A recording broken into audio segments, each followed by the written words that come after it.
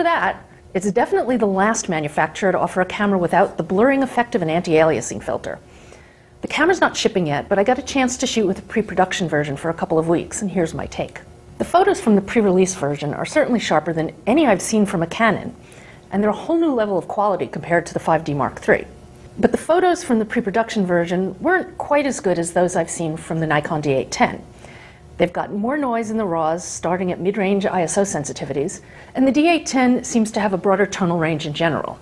The Canon does offer a fine detail picture style that enhances sharpness and helps with photos at about ISO 800 and higher, but that mode also increases artifacts.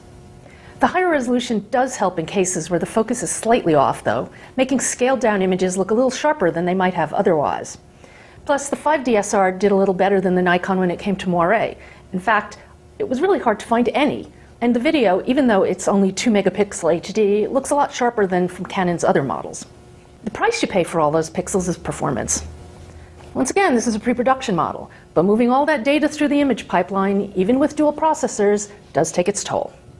Canon seems to have settled on a body design for its non-Rebel DSLRs. The 5DSR body is almost identical to the 7D Mark II and even the 3-year-old 5D Mark III. There are really only a few menu items that differ from the 7D Mark II, and those apply to features that exist only in one camera or the other.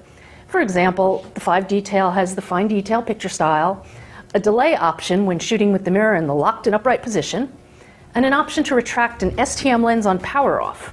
And it has a really nice crop view in the viewfinder when working in a crop mode. These are just my initial impressions, though. I'll be back with a full review once I've got a final model.